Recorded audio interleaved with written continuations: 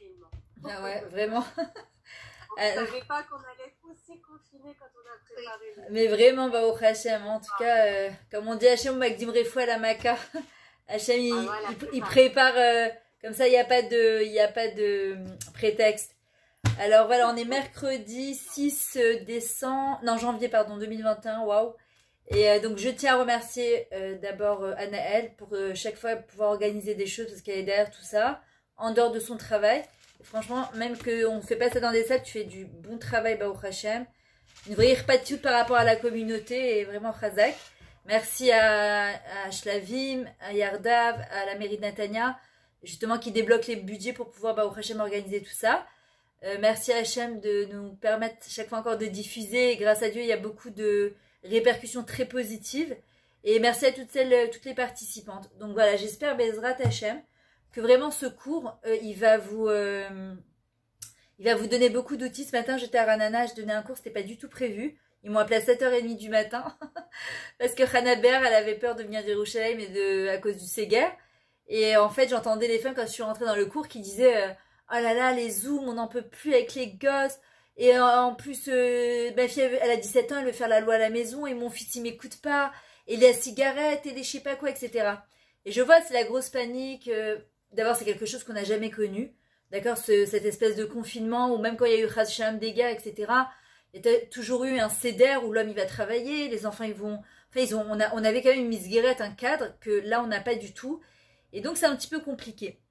Et en même temps, on sait très bien qu'un enfant il a besoin d'une mise guérette, il a besoin d'un cadre. Alors, en vrai, c'est pas, on va dire que c'est pas ma spécialité, le chinour, d'accord. Je suis pas comme le Rav Yakovson ou Vanessa Benzaken qui sont vraiment, comment dire, qui se sont vraiment investis dans ça et que vraiment c'est leur troum à eux. Aval, comme on dit, il n'y a pas, c'est pour ça que j'ai d'ailleurs choisi ce thème de cours, c'est que est-ce que notre manière d'être est une inspiration pour nos enfants? Et il n'y a pas plus que d'être ce qu'on appelle un exemple personnel. Ma sœur, elle est là, donc c'est Yael Teboul, c'est la femme du Rav de Nice. Elle peut témoigner, d'accord. Au Hachem, j'ai 6 enfants et grâce à Dieu, je déguste et j'ai dégusté. Au Hachem, et je pense que c'est la raison pour laquelle, même si je ne pourrais pas peut-être aider certaines personnes de manière personnelle, mais je sais qu'à travers les cours, le peu de cours que j'ai fait sur l'éducation, du fait que justement, je donne mes exemples personnels de mes enfants, ma sœur, elle a vu leur évolution parce qu'elle les connaît depuis qu'ils sont nés. Elle a vu leur haut, elle a vu leur bas, elle a vu leurs extrêmes. Elle les a vus aussi revenir, d'accord. Et Baruch Hashem, il faut savoir que Yesh Tikva, il y a de l'espoir dans les enfants. Maintenant, moi, j'aurais voulu, déjà, un truc qui est hyper important, c'est souvent, en fait, on demande quelque chose à un enfant que nous-mêmes, on ne fait pas. Maintenant, ça ne veut pas dire qu'on n'a pas le droit d'aspirer pour nos enfants. Et leur dire, c'est pas, on peut pas leur dire, par exemple, je comprends pas pourquoi tu fais pas cette fille-là, alors que nous, parfois, on a du mal à la faire. On peut leur dire, écoute, c'est important cette fille-là, c'est important ci, c'est important ça. Ou dire, tu peux pas sortir en jupe courte quand nous, on a parfois un problème au niveau de notre jupe, etc. Donc, en fait, ce qu'il faut, c'est se réaligner. Il faut retrouver un équilibre, en fait, entre ce qu'on dit et ce qu'on fait. Et surtout, ce qui est important, c'est d'être émette dans les messages qu'on passe. Maintenant, ce qu'il faudrait savoir, c'est que à partir du moment où on pose, d'accord, on pose les choses dans le sens où qu'est-ce que j'attends de mon chinour, qu'est-ce que j'attends de mon éducation, comme dans le couple, comme on avait parlé la semaine dernière, comme dans notre Torah, comme dans notre nous-mêmes, le développement de nous-mêmes. Il y a des fois, les gens ils vont vous dire, moi je ne sais pas, moi je ne veux plus ci, moi je veux plus ça, moi je veux plus que mon enfant il manque de respect, je ne veux plus, mais on ne dit pas ce qu'on veut. Or c'est comme dans la tfila. Si on ne précise pas de manière, pourtant Hachem il sait ce qu'on a besoin, mais c'est pour nous, en fait, d'éclaircir ce qu'on veut. Pourquoi? Parce que l'enfant, c'est ça ce qui lui donne son équilibre.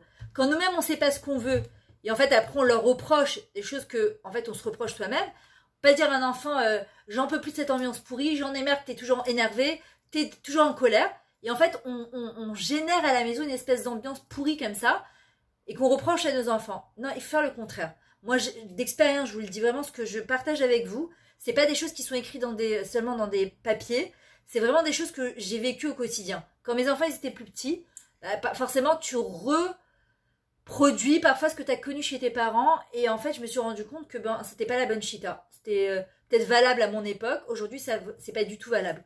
C'est-à-dire les punitions, les hurlements, les t'es un bon à rien, ça ne marche pas, les coups, etc. Aujourd'hui, d'abord, il faut rentrer dans les chaussures de l'enfant.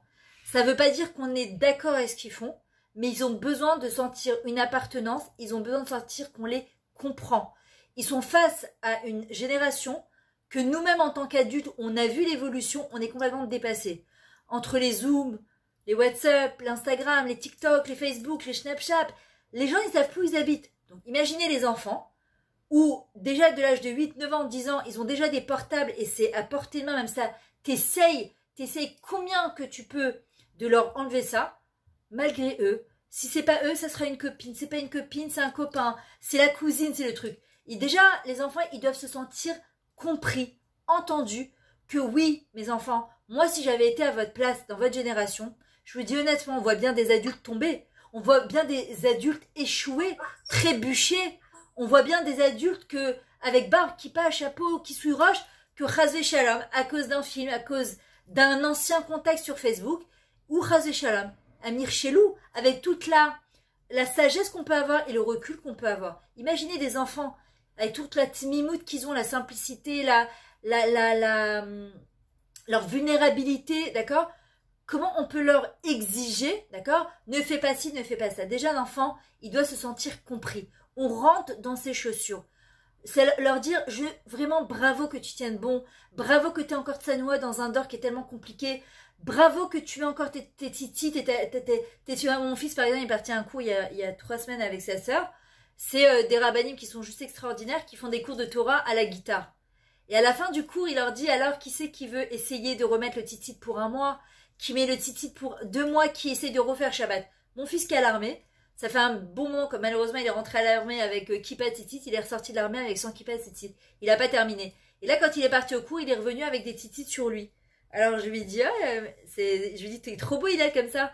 Et il me dit, ouais, mais pour le moment, je mets pas la kippa que pour manger, je continue à la mettre à la maison. Mais je lui dis, mais c'est pas grave, chérie, c'est extraordinaire parce que c'est mitzvah goreret mitzvah. Je pourrais me dire, ouais, bon, enfin, t'es gentil, il a quand même fait la yeshiva, il vient de Bétar, faut quand même pas abuser, quoi. Bah non, parce que El Malasot, l'être humain, il est comme ça, il fait ça, après il remonte, et eux, où ils nous testent, les enfants, bah justement, c'est quand ils sont en bas. Est-ce qu'on continue à les aimer inconditionnellement? Est-ce qu'on les accepte inconditionnellement? Et surtout, ce qui est important à comprendre, c'est que il a besoin, dans ces moments-là où il se reprend, d'entendre sa mère qui lui dit « Je suis fière de toi. Je suis fière de toi tout court. Mais je suis contente pour toi que tu reprennes le dessus, que tu arrives. » Et c'est vrai que c'est beau avoir un petit jeune qui ressort de l'armée avec ses titites, qui va recommencer à faire son Shabbat. Alors je pourrais me dire oh bah, « Écoute, il a quand même une éducation. » Oui, mais Batakres, un moment, tu as les enfants qui lâchent leur Shabbat, qui lâchent la tsiout. Moi, j'ai une de mes filles. J'ai tout passé avec elle. Quand je vous dis tout passé, c'était franchement... Il y a des fois, tu dis à Hachem, on te dit Massé Avot, Siman Abanim. Comme toi, tu te comportes avec tes parents, tu te comporteras avec tes enfants. Je pense avoir été une fille gentille, d'accord, pas insolente, vraiment discrète. Et parfois, tu dis Hachem, mais je me suis tenue. Pourquoi je dois avoir mes enfants Mais en vrai, aujourd'hui, je vous le dis clairement, faut pas avoir peur. 1, faut leur faire confiance. 2, troisièmement, c'est pas nos enfants, c'est les siens. 4, de comprendre que ce qu'on voit à l'âge de l'adolescent et qui nous fait extrêmement mal, c'est une graine pourrie. C'est la graine avant que l'arbre, il va sortir ses plus belles fleurs. Nous, ce qu'on voit, c'est la graine pourrie. Et là, on s'arrête là, on se dit, mais c'est pas possible. Et on secoue. Mais quand tu secoues l'arbre, qu'est-ce qui se passe? Eh bien, il revient à ses débuts. Et au lieu de lui permettre de donner le meilleur de lui-même, qu'est-ce qu'il fait? Il fait exactement le contraire. Moi, j'ai vu Baruch Hashem, dans mes 4 filles que j'ai, j'en ai une, franchement, elle avait tout lâché au niveau de cette signoute. Et du jour au lendemain, il y a eu son petit cheminement qui s'est fait, les tfilotes, les sirotes, et on parle. Et Baruch Hashem, elle est revenue pareil du cours. Elle a tout enlevé, mais pas de manière extrême. Il y a eu un cheminement qui s'est fait. Et Baruch Hashem, elle est rentrée sur chaîne, c'était le confinement, on pouvait rien acheter. Il lui restait, je crois, 2 jupes et 2 hauts dans son... Je me suis assise avec elle alors que c'était pas le moment. Et je lui ai acheté, c'est-à-dire tout ce qu'elle m'a demandé, Tignout, je lui ai acheté et je lui ai payé. Pour l'encourager et lui montrer combien Hachem, il est fier d'elle. Et combien, à un moment, je lui ai dit, mais pourquoi tu fais ça maintenant? Qu'est-ce qui t'est passé par la tête? Elle m'a dit, c'est tout. J'ai essayé ci, j'ai essayé ça. Et moi, je me dis, combien que ça fait mal pour un parent, et que surtout quand tu as éduqué ton enfant, et que tu as essayé de lui parler, etc., et qu'il ne suit pas ton chemin, mais de savoir que quand un enfant, après, il revient, il revient par choix. Il revient pas par obligation. Et il n'y a pas plus beau que ça de voir un enfant que quand il va remettre cette filine, quand il va faire cette fila, et que tu vas les entendre parler, tu vas les entendre parler avec Kadosh Baruch Hu. Tu leur as laissé ce kécher, ce lien avec Hachem. Un autre point qui est extrêmement important pour un enfant, d'abord on doit se poser la question, qu'est-ce qu'on va laisser en héritage à nos enfants? C'est-à-dire, il y a des fois, il y en a qui pensent, je vais laisser ci, je vais laisser ça. Moi, je pense qu'il y a deux choses qui sont, et moi, qui m'ont aidé pour moi dans ma vie à moi. J'en parlais avec ma grande sœur tout à l'heure, justement, et que je sais que mes enfants, ça les a aidés. C'est le kécher avec Hachem, le lien avec Akadosh Baruch Hu. C'est-à-dire que je leur ai toujours dit que l'homme est chané, même si vous trouvez dans la pire des situations, dans un Moadon Laïla à Tel Aviv, dans la plus grande des impuretés de la Touma, ne perdez jamais votre lien avec Hachem. Tu lui parles, Hachem, je sais que je ne dois pas aller en Moadon Laïla. Pour le moment, Zama comme Shi, c'est comme ça. Ne perds jamais. Et moi, j'ai entendu mes enfants à voix haute s'énerver en criant Ribono Shel Olam, mais qu'est-ce que tu veux? Mais Elohim, qu'est-ce que tu attends de moi? Je les ai entendus parler. Et la deuxième chose, de leur laisser comme héritage, aussi, c'est le Toda, la force de remerciement. C'est-à-dire de remercier pour tout et les moindres petits détails, d'avoir de la valeur des choses. Pour une pizza, pour un gratin, pour un canapé à 4000 shekels ou un canapé à 48 shekels. Pour un habit qui coûte 20 shekels sur Shein ou un habit qui va coûter 400 shekels chez Zara. De leur donner de la valeur des choses. Parce qu'un enfant à qui on a appris à dire merci, on en fait des enfants heureux. Un autre point qui est extrêmement important, ne jamais comparer les enfants.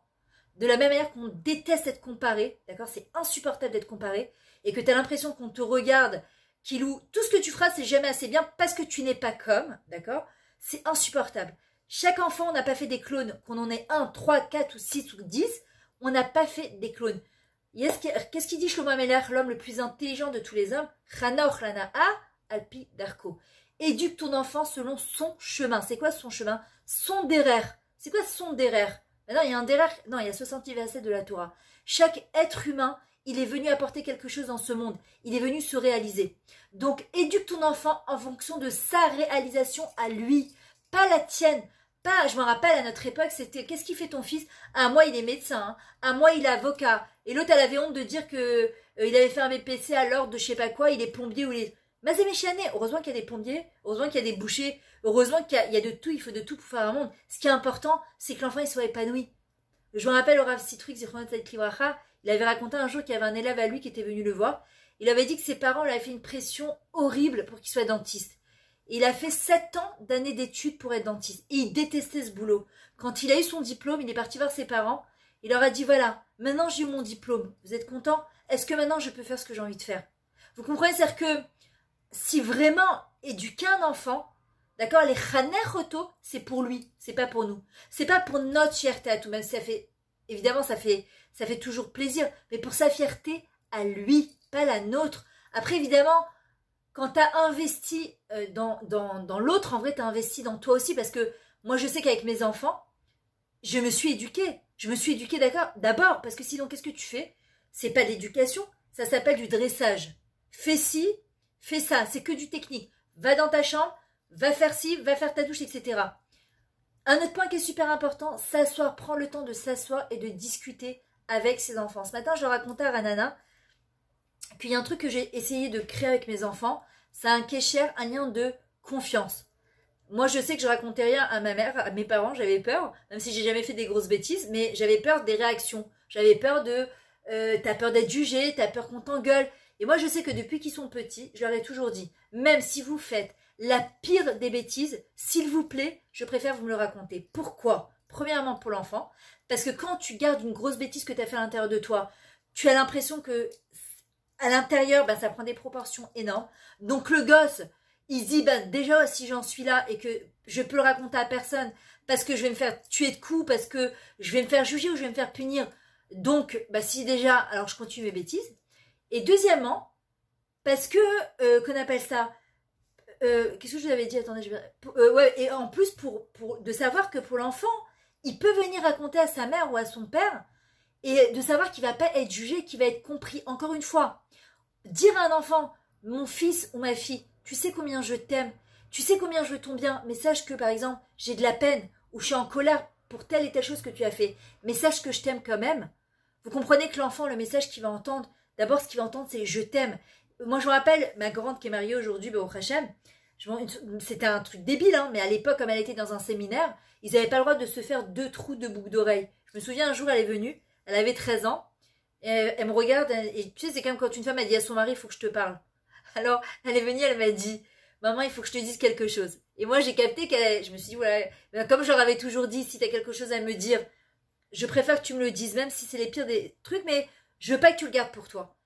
Et elle est venue, avant qu'elle vous la bouche, vous pouvez lui demander, hein, j'ai dit à Hachem à voix haute, j'ai dit à Hachem, regarde, je sais pas ce qu'elle va me dire, ma fille, d'accord? Mais aide-moi à accepter, à contenir, à comprendre. D'accord, je sais pas ce qu'elle va me dire, mais ne pas avoir une réaction qui est complètement disproportionnée. Et en fin de compte, elle me dit, écoute, attends, ok. Et en fin de compte, elle est venue et elle m'a dit, maman, j'ai fait 2 trous ici. Maintenant, en vrai, il y a rien de grave, il y a rien de catastrophique. Mais comme elle était dans un séminaire, en vrai, elle avait pas le droit de faire ça. Mais moi, dans ma tête, je me suis dit, bon, ouf, franchement, si c'est que ça, franchement, je m'en foutais complètement. Ça veut dire, elle a pas fait une avéra, elle a pas fait un issour. Et je lui ai dit, écoute, Reva, chérie, d'abord, c'est très bien que tu me l'aies dit, mais bon, c'est toi par rapport au séminaire, je sais pas comment bon, après, elle cachait ses cheveux. Mais pareil pour mes autres filles et mes garçons, ils m'ont toujours raconté. Et c'est pas facile, hein. Parfois, ils me racontaient des choses. Vous savez quoi? Votre cœur, il se déchire de l'intérieur. Et parfois, t'as envie de dire à Hachem, avale la main, Kilo. Pourquoi? Mais en vrai, tu dois toujours te projeter en disant ce que tu vois, ce n'est que la graine pourrie. Ton enfant, de toutes les manières, ce qu'il doit expérimenter, et je l'ai vu d'expérience, zélo, il y a Azor. Il n'y a rien à faire. Ce qu'un enfant il doit passer, il doit le passer. Toi, tu ne peux que prier. Tu peux juste l'accompagner, et descendre avec lui pour l'aider à remonter. Mais tu pourras jamais de faire un copier-coller de tes expériences en disant, moi, ma mère, quand elle me regardait ma mère, elle me disait, quand mon père il me regardait dans les yeux, je tremblais de peur, je baissais les yeux. Moi, je me rappelle, je regardais mon fils, j'ai dit, je vais faire pareil. Il a le regard moi dans les yeux, moi trop tard. Et t'es là, t'as fait l'air débile à te dire, moi trop tard, kilo maïesh là. Et là, tu te dis, moi, tu sais, quand ma mère elle me regarde dans les yeux, elle me dit, Véazma, et alors? Et en vrai, tu te rends compte que, le dor, c'est pas le même. C'est-à-dire que c'est une autre génération. Maintenant, ça veut pas dire que c'est nous qui devons nous adapter à eux. Si ça coupe, vous vous remettez comme d'habitude, hein, parce que ça a coupé dans 10 minutes.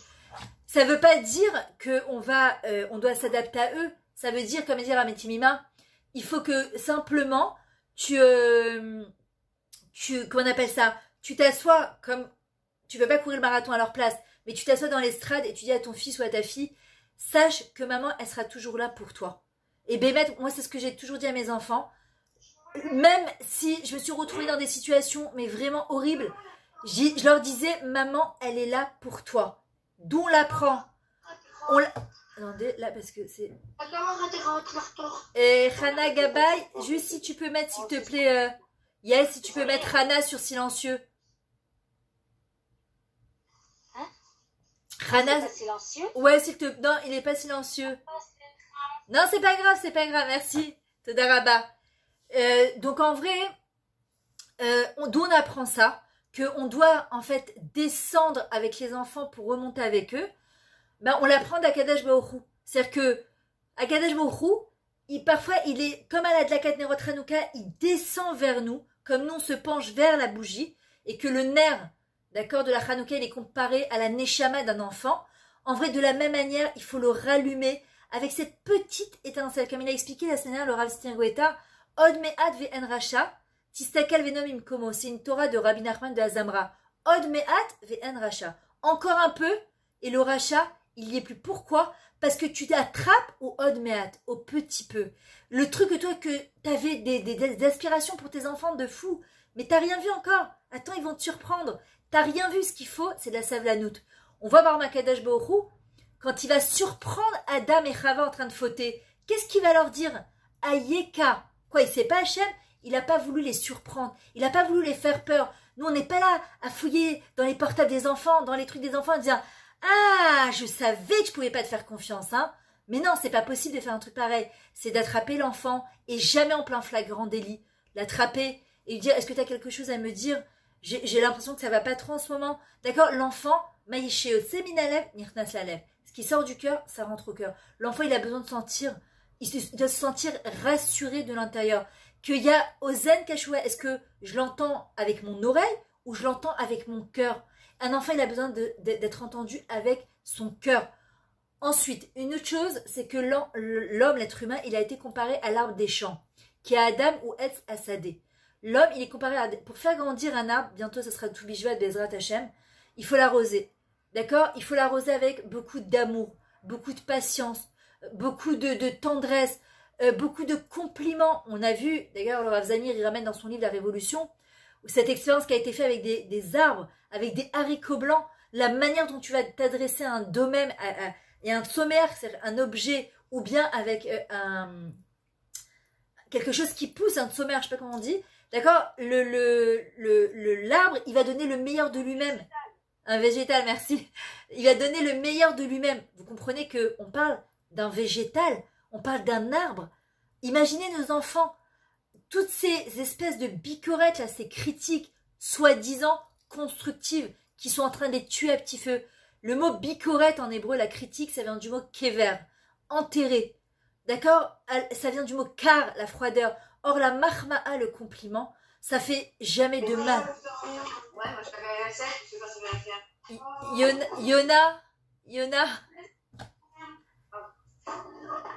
Yona, juste si tu peux mettre sur silencieux, s'il te plaît. Oui, Merci. okay. Tedarava, merci. D'accord? Alors que le compliment, la mahma'a, ça vient du mot cham, la chaleur. C'est les mêmes lettres que mohar, le cerveau. Quand un enfant, on lui fait du goutte à goutte comme ça, à ta besséder, à ta chavé, t'as tellement d'importance à mes yeux. Moi, je vous le dis, il y a un de mes garçons, d'accord, je me rappelle, il venait me chercher, je donnais cours à Bétar, le Shabbat, à des Israéliennes orthodoxes, d'accord. Donc, je sortais du cours, les femmes qui t'accompagnent, Toda Rabbanit, Toda Rabbanit. Mon fils, il venait avec des pinceaux partout, tout rasé, des boucles d'oreilles là, des boucles d'oreilles là, des boucles d'oreilles dans la langue, en tongs, short court, dans une ville orthodoxe. Il venait me chercher à la sortie du cours, il me disait « Ah, Ima, ma shlomer !» Et les femmes, elles me regardaient, tu sens le regard d'un air « Misat sadikazé !» C'est qui ce petit sadique? Dans le sens, mais c'est qui cet extraterrestre? Tu sens, tu sais, et tu sais comment c'est dur à ce moment-là. Et je me rappelle, je l'embrassais, je lui disais « Zat sadik sheli, zat ben sheli !» Et je disais à Kadesh Boukha à ce moment-là, je t'en supplie, fais en sorte que j'ai pas honte de lui, jamais.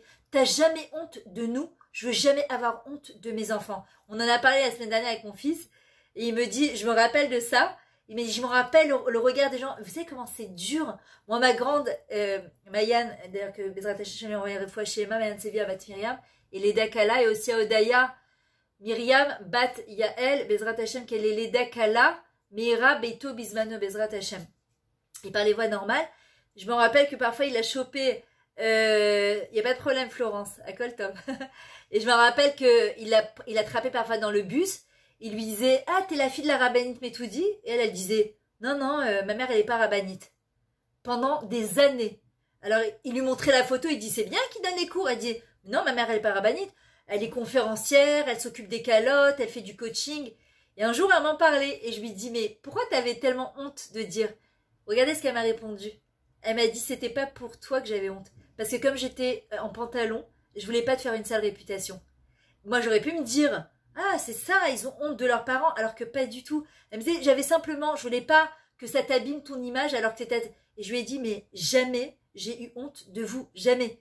Et c'est pas évident, je vous assure que c'est pas évident.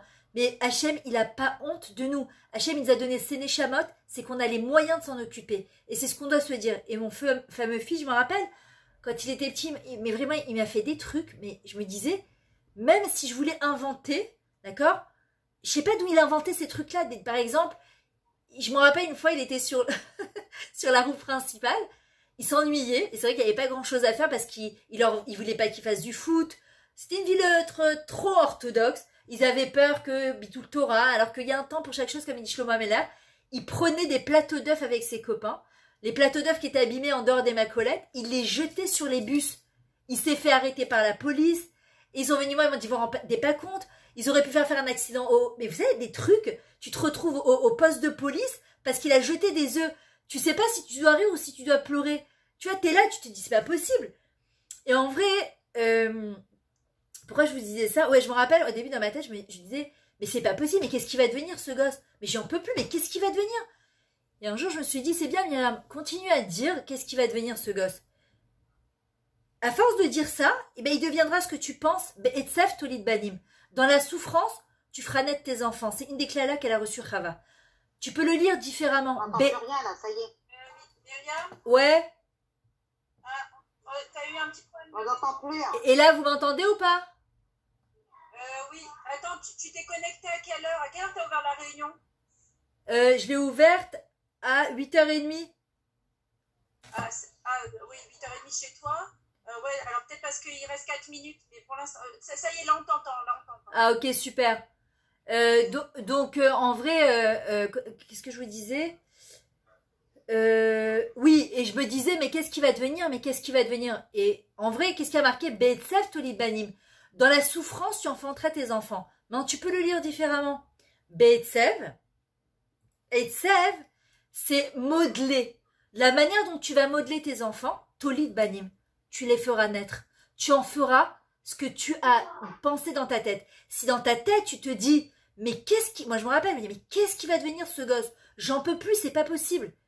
Tolidoto, c'est ce que tu obtiendras.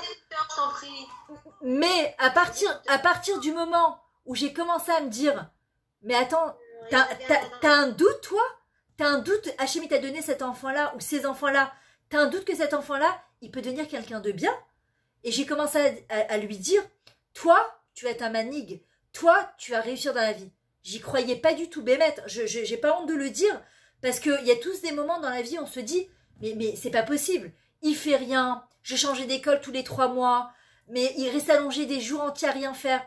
Et un jour, j'ai commencé à lui dire, toi, tu vas réussir. Et un jour, après quelques mois où je me suis répété ça, la Simone, il m'est tombée et je me suis dit, mais Myriam, tu crois que c'est ton fils?